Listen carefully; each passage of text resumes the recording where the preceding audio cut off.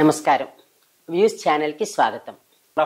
అదే అనబోతున్న పాటల్లో అంటే ముందర తరం వాటికంటే కూడా బాపు గారి దాంట్లో వచ్చిన రామాంజనేయ యుద్ధంలో పాటలు చాలా అంటే ఇప్పటికి వినపడుతున్నాయి. మనం అంతకు ముందర పాటలు తక్కువ చేయడం కాదు, ఈ పాటలు మనకి శ్రీరామనవమి వచ్చిందంటే కంపల్సరీగా వేస్తున్నారు.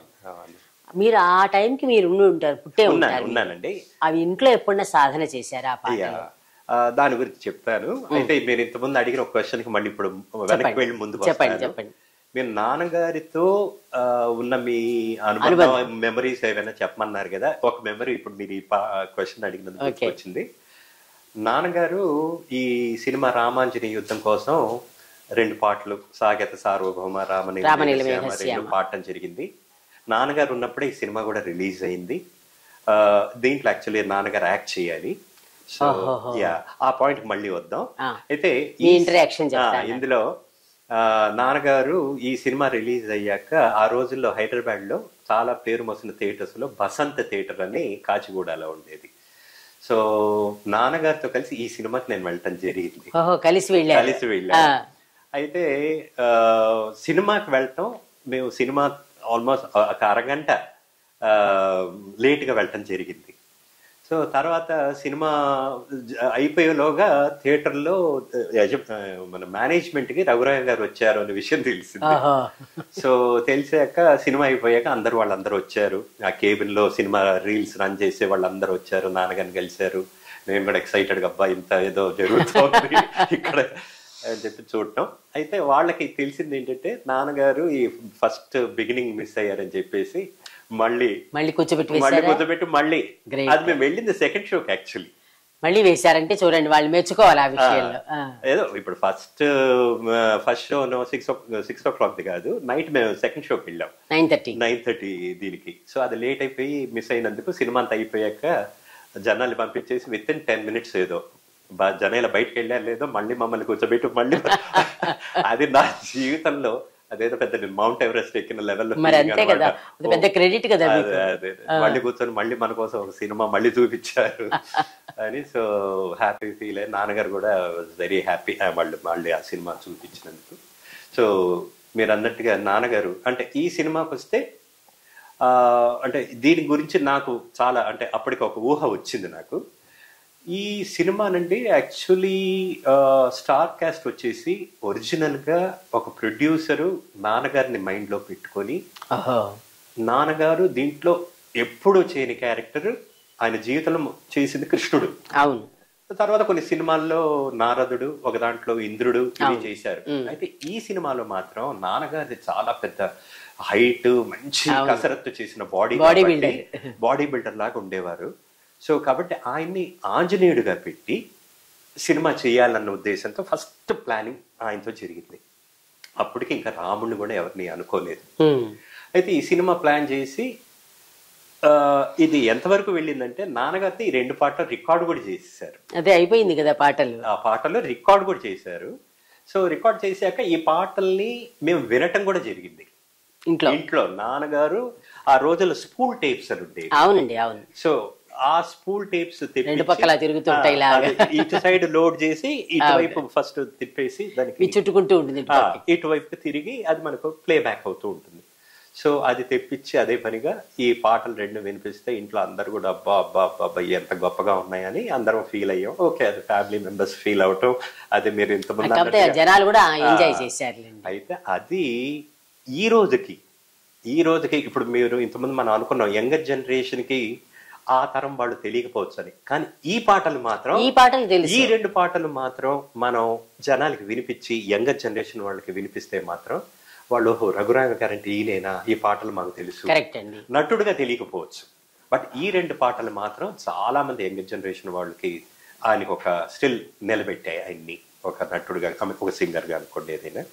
సో అలాగా ఈ పాటలతో ఆయన యాక్చువల్లీ అదే కమింగ్ బ్యాక్ టు సినిమాకి దీంట్లో నటించాలి. అయితే అనుకోకుండా అది విధి అనాలో ఏంటో తెలియదు. I think it was way back in 72, 73 అనుకుంటున్నానండి. సో అంతా అయింది, పాటలు రికార్డ్ చేశారు. ఇంకా నెక్స్ట్ ఎవరు ఏంటి కాస్టింగ్ అది ఇది అనుకున్నప్పుడు ప్రొడ్యూసర్ వచ్చేసి నాన్నగారికి కొద్దిగా బాగా క్లోజ్ అయిన వ్యక్తి.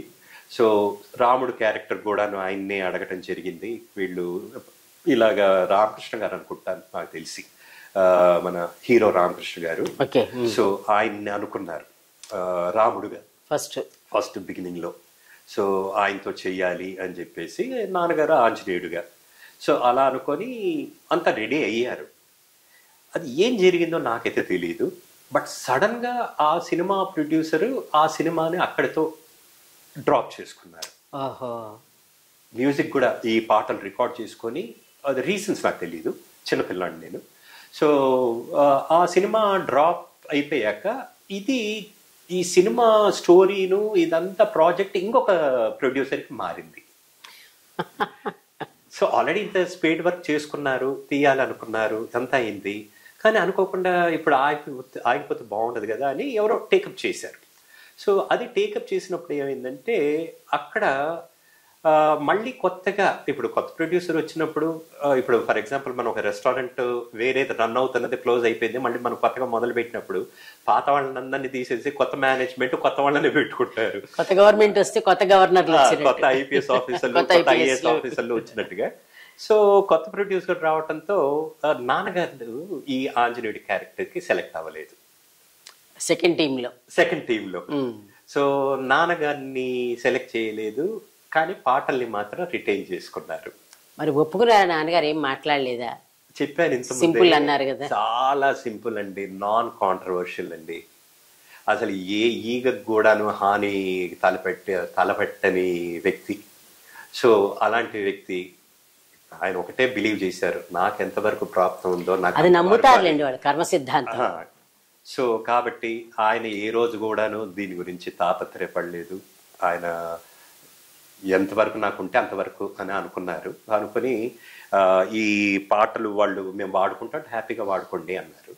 సో కానీ అది సినిమా రంగానికి సంబంధించినంత వరకు ఆయన అది లాస్ట్ ఇది, అండ్ పాడడం వరకే. ఇంక దానికి ముందు నాకు తెలిసి ఇంకా సినిమా ఏం చేయలేదు దీని తర్వాత. సో కానీ ఈ పాటలు మాత్రం ఆయనకి ఒక చిరస్థాయి నిలబడిపోయాయండి. ఇప్పుడు కూడాను నేను యూట్యూబ్ లో అప్పుడప్పుడు కామెంట్ సెక్షన్ లో చూస్తూ ఉంటాను, వేరే వాళ్ళు పాడినవి కానీ ఈయన పాటలు చాలా మంది సింగర్స్, హిందుస్థానీ సింగర్స్ పాడటం, వేరే వాళ్ళు పాడటం, లేదా పాటలు నార్మల్ గా అప్లోడ్ చేసిన ఈ సినిమా పాటలు పెట్టినప్పుడు అక్కడ కామెంట్స్ చూసినప్పుడు అందరూ కూడాను దీని గురించి చాలా చాలా చాలా హైగా ఇది చేస్తూ ఉంటారు, దాని గురించి మెచ్చుకుంటూ ఉంటారు.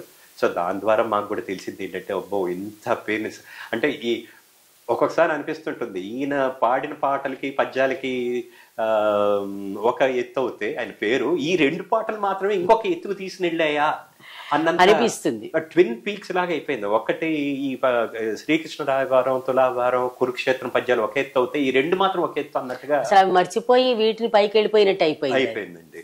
సో అంత ఇదైంది. సో తర్వాత ఈ సినిమాలో అదే ఆయన దీంట్లో యాక్ట్ చేయలేకపోయారు. తర్వాత కొత్త టీంలో రామారావు గారు, జనార్దన్ రావు గారు యాక్ట్ చేయటం, ఇది కూడా చాలా మంచి హిట్ ఫిల్మ్ అయింది. చాలా హిట్. అంతకు ముందర అర్జా జనార్దన్ రావు గారు సంపూర్ణ రామాయణంలో కూడా వేశారు కదా. అవునండి, బాపు గారి టీమ్. సో నాకు తెలిసినంత వరకు కూడాను ఈ పర్టికులర్ సెకండ్ టైం టేకప్ చేసినప్పుడు బాపు గారు కూడా ఈ ప్రాజెక్ట్ వచ్చినట్టు నాకు తెలిసినంత వరకు. ఫస్ట్ ప్రొడ్యూసర్ ఎవరైతే అనుకున్నారో దీన్ని, దానికి అంటే మేబీ ఐఎమ్ రాంగ్, బట్ నాకు తెలిసినంత వరకు ఫస్ట్ అటెంప్ట్ చేసినప్పుడు బాపు గారు సీన్ లో ఉన్నట్టు లేరు. తర్వాత సెకండ్ టీం వచ్చినప్పుడు, సెకండ్ ప్రొడ్యూసర్ ఇది టేకప్ చేసినప్పుడు మాత్రం ఇది టేకప్ వారు ఈ దీంట్లో డైరెక్టర్ గా వచ్చినట్టు. And I could be also wrong, so అది నాకు తెలిసినంత వరకు ఈ సినిమా గురించి.